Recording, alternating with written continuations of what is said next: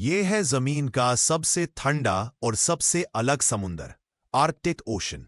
एक ऐसा समुंदर जो दुनिया के सिर्फ ज्योग्राफी का हिस्सा नहीं, बल्कि क्लाइमेट, वाइल्ड लाइफ और इंसानी हिस्ट्री का भी एक अहम किरदार है। आइए चलते हैं इस बर्फानी समुंदर के दिल की गहराइयों तक। आर्कटिक ओशन दुनिया का सबसे छोटा ओशन है, लेकिन इसकी अहमियत किसी से कम नहीं। ये नॉर्थ पोल के गिर्द चक्कर लगाता है और इसका ज्यादा हिस्सा साल भर बर्फ से ढका रहता है। इसके गिर्द 8 कंट्रीज है: Canada, United states Alaska, Russia, Norway, Denmark, Greenland, Sweden, Finland और आइसलैंड। ये ओशन की एवरेज डेप्थ लगभग 1023 मीटर्स है, लेकिन कुछ जगह इसकी डेप्थ 5000 मीटर्स तक पहुंचती है। पुराने जमाने में लोग आर्कटिक को एक मिस्ट्री लैंड समझते थे।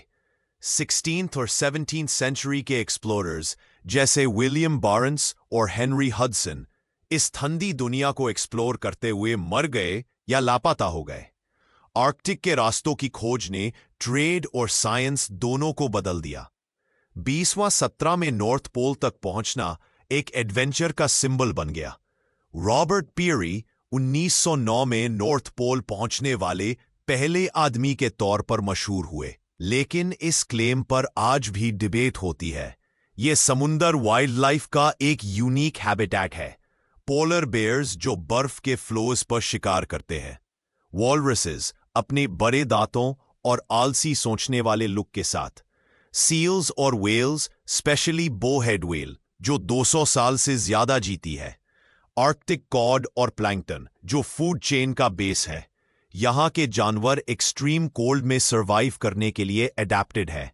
मोटी चर्बी की लेयर्स, गर्मी बचाने वाले फेदर्स या फर और स्लो मेटाबॉलिज्म उनकी सर्वाइवल का राज है। एंड पिछले कुछ डेकेड्स में आर्कटिक ओशन सबसे ज्यादा क्लाइमेट चेंज का शिकार हुआ है। सैटेलाइट इमेजरी से पता चलता है कि 1979 से लेकर आज तक समर सी आइस का 40% हिस्सा पिघल चुका है। सी आइस मेल्ट होने से 1. सी लेवल राइज होता है, 2. हैबिटेट लॉस होती है वाइल्ड लाइफ के लिए, 3. ग्लोबल वेदर पैटर्न्स डिस्टर्ब होते हैं। साइंटिस्ट्स का कहना है कि अगर ग्लोबल वार्मिंग इसी स्पीड से चलती रही तो 2050 तक Arctic summers completely ice free हो सकते हैं। आर्कटिक ओशन सिर्फ वाइल्ड लाइफ का घर नहीं, ये एक स्ट्रेटेजिक गोल्ड माइन है। इसके नीचे ऑयल, नेचुरल गैस और मिनरल्स के बेहतरीन रिजर्व्स मौजूद है। पिघलती बर्फ ने नए शिपिंग रूट्स खोल दिए हैं, जैसे नॉर्दर्न सी रूट जो यूरोप से एशिया तक का सफर 40% तक छोटा कर सकता है। ये वजह है कि आर्कटिक को लेकर सुपर पावर्स के बीच एक साइलेंट रेस चल रही है। आर्कटिक के आसपास इनुइट, सामी और चुकची जैसे लोग हजारों सालों से रहते आए हैं। उनका कल्चर हंटिंग, फिशिंग और रेनडियर हर्डिंग पर मबनी है। आज के मॉडर्न जमाने में भी उनका नेचर के साथ कनेक्शन उनकी आइडेंटिटी का हिस्सा है। आर्कटिक ओशन का फ्यूचर हमारी चॉइसेस पर डिपेंड करता है। अगर हमने कार्बन इमिशंस कम किए तो शायद ये बर्फानी समुंदर अपनी खूबसूरती और इकोसिस्टम को बचाए रख सके। लेकिन अगर हमने कुछ ना किया तो सिर्फ वाइल्ड लाइफ नहीं, बल्कि पूरी दुनिया पर इसका असर होगा। आर्कटिक ओशन सिर्फ बर्फ का समुंदर नहीं, ये एक आईना है जो हमें हमारे प्लेनेट का मुस्तकबिल दिखाता है।